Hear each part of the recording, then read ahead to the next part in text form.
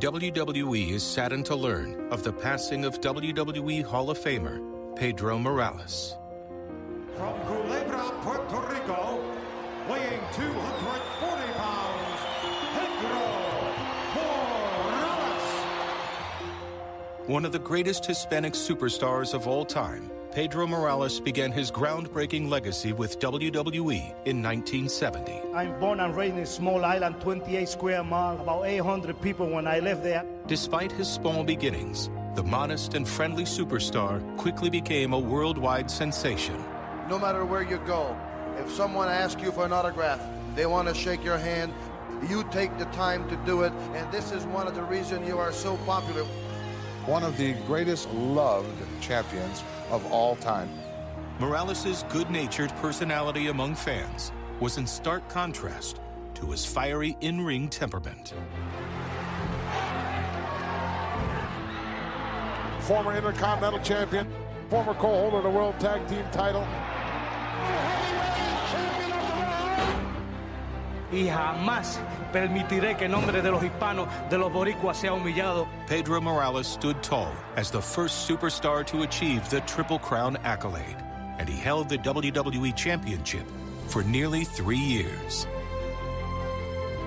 Immortalized in the Class of 1995 Hall of Fame, Pedro Morales served as the cornerstone and the ultimate inspirational figure for all future Latino superstars in WWE.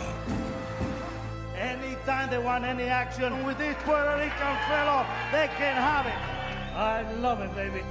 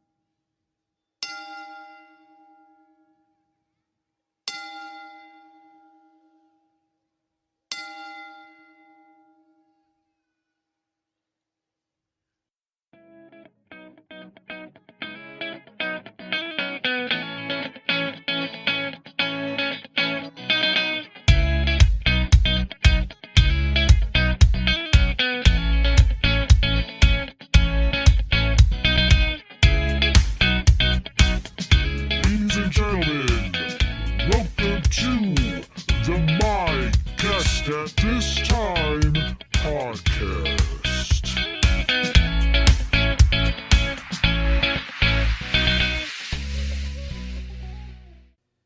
Welcome once again, everybody, to the My Guest at This Time podcast. This is your host, Mike Jones-Bilodeau, coming to you live from Syracuse, New York. Top of the show, we heard it courtesy of the WWE. We lost former Intercontinental Champion Pedro Morales a couple weeks ago, and that was a hard death to take. I mean, growing up in the 80s, Pedro, I was a big fan of Pedro Morales, and sorry to see him go. I mean, it's hard to see any of your favorite wrestlers, pass away, but lately I feel like we're getting hit with a lot of these older guys from the 80s that we all grew up with, or I shouldn't say all, but most of us grew up with. I grew up with, they're losing, their lives. And this time, it's not to drugs and stuff and steroids like most people think. It's from old age. They're getting older. It's always rough to see. So anyway, we got a big show this week. My guest this week, Lance Madewell, superstar from New York Championship Wrestling and also Truly Independent Wrestling out of Massachusetts. He's wrestled all over the Northeast, and he's got a big opportunity on Saturday, March 9th, Grand Prix, New York Championship Wrestling's next event in Whitesboro, New York. They're going to crown their first heavyweight singles champion. Lance Madewell will be part of that tournament to crown their first champion, and you'll hear what he has to say to the other wrestlers that are in the field of that tournament later on in the show. Big week in wrestling. Last night, Monday Night Raw, Roman Reigns has returned to WWE. He announced that his leukemia is in remission, and he is back. He did get physical in the ring later on in the show, teaming with Seth Rollins to take on Drew McIntyre as they were attacking Dean Ambrose. So a little, tease there. We might get a Shield reunion, maybe before Dean Ambrose exits the company, which is what he said he is going to do when his contract is up after WrestleMania. I still find that highly doubtful that will actually happen. I believe this is some kind of storyline being planned by the WWE. I might be wrong. Of course, we all think storyline when we think of something like this going on in the world of wrestling. It's hard to not believe anything, because when they're trying to be upfront and honest with us, people are always going to think, oh, that's part of the story. I mean, people thought that about Roman Reigns when he announced he had leukemia and had to relinquish the title. There's always those people out there that are like, oh, this is fake, that's story. No, sometimes real things happen in wrestling. And unfortunately, if Dean Ambrose is going to leave WWE, then, it's probably better for him. I mean, he hasn't been doing anything worthwhile in the WWE for quite some time. Big news also coming out of Monday Night Raw. Dave Bautista is back in the WWE, seemingly setting up a match with Triple H at WrestleMania, which has been a long-rumored match that's going to take place at WrestleMania 35 in New York, New Jersey. He showed up during the segment of Ric Flair's 70th birthday, attacking Ric Flair to goad Triple H into a match. Nobody saw that coming. I mean, we heard Dave Bautista was going to be in Atlanta, where Raw was being taped or filmed. Didn't think he was going to crash the Ric Flair party. Then Ric Flair didn't even make it to the ring to make an appearance in front of the live crowd. So that was a shock. I mean, we knew the rumor was Batista and Triple H were going to have a singles match at WrestleMania. We knew that was coming, but to do it in that way, I thought it was awesome. I thought that was a great way to do it. Sucked probably for the live crowd in Atlanta who didn't get to see Ric Flair live in person, but I'm sure they'll make up for it maybe tonight on SmackDown. Other things going on in wrestling, Becky Lynch suspended storyline-wise. They're working up that injury. Last night, Ronda Rousey put her title on the ground in front of Stephanie McMahon and demanded Becky Lynch be added to the women's title match at WrestleMania, so it'd be a triple threat. We knew this was coming. It's been interesting how they're getting there.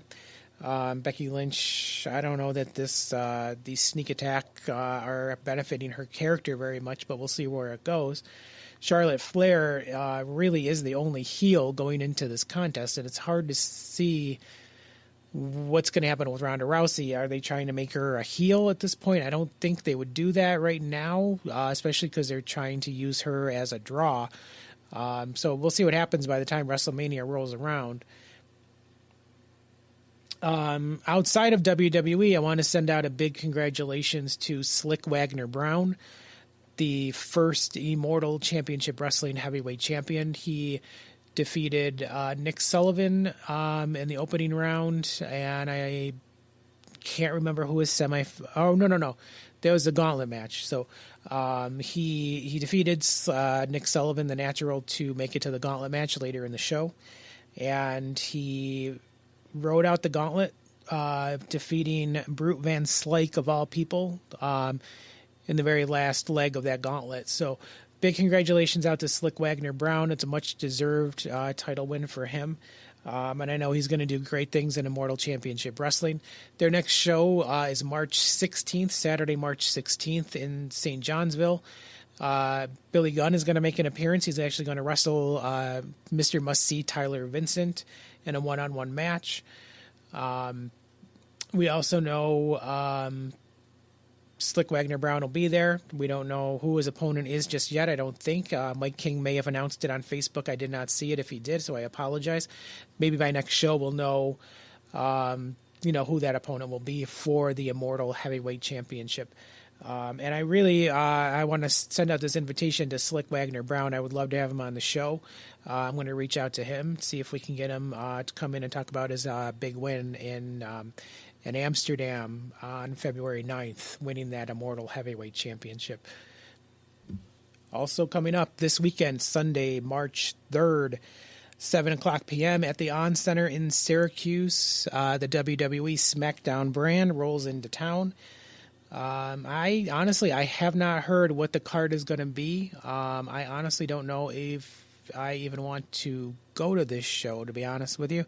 The last Raw show that rolled through was kind of awful. And when they bring in these house shows, they don't do their best. They mostly are trying out matches that they're going to show on Raw. They give them a little practice in the ring, or SmackDown, I should say. I don't know if Daniel Bryan's in town. I would like to see him live, or AJ Styles. I don't know if they're making this leg of the tour. It might be on the WWE website. I don't know. I apologize. Being a bad wrestling reporter here, guys, I don't remember. I haven't even heard who's going to be on the show this Sunday. Tickets are still available as low as $15, and I think they go up to like $200 if you want it the front row. So we'll see. We might be there. We might not. We'll check it out. We'll let you know next week. So I want to get into my guest tonight, Lance Madewell. You guys know him from New York Championship Wrestling recently, and also from Truly Independent Wrestling. He's been all over the Northeast and more further. He's a great guy. You always see him in the crowd mingling with the fans. Strong, athletic guy for, being a big guy like me. No shame in that at all. I think he's a great guy, great wrestler. He gets the fans behind him. And he truly is the heart of any promotion that he is involved in. Tonight, we're going to talk to him about the big tournament at Grand Prix at New York Championship Wrestling on March 9th. He's going to let us know who his first round opponent is, and guys, you're going to be shocked. Let me just tell you that. So right now, I'm going to bring in my guest at this time, Lance Madewell.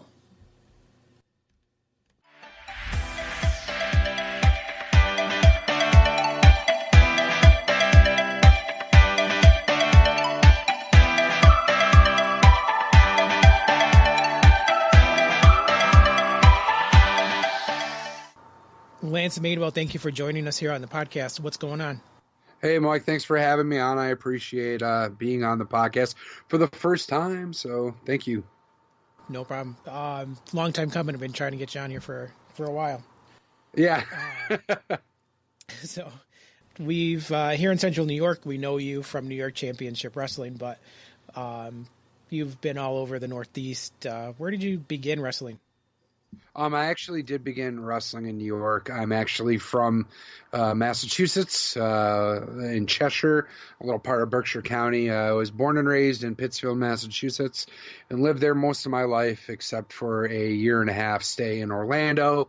I've been living in Cheshire for almost 2 years now. So I trained in Troy for a company that is no longer in business now.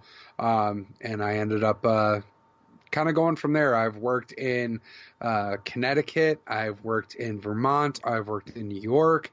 I've worked in Massachusetts, of course. And I've also worked in North Carolina as well. I might be missing a state here or there, but yeah, that's pretty much the gist of where I've been going. I've been in the wrestling business for about 7 years, and actually, no, 7 years, and I've been an active in-ring competitor for 5. Who did you train under? I actually trained under an individual who actually, his name, I don't really want to really say. I don't really have a good kind of relationship with that person, but I would have to say that a person that really I consider to be a mentor in all terms of the business would have to be CJ Scott. Would you say you rose to popularity in Truly Independent Wrestling? Not necessarily. There are other companies I had worked for in the past. I was actually trained at a company called In Your Face Wrestling. I'll give you the name of the company at least.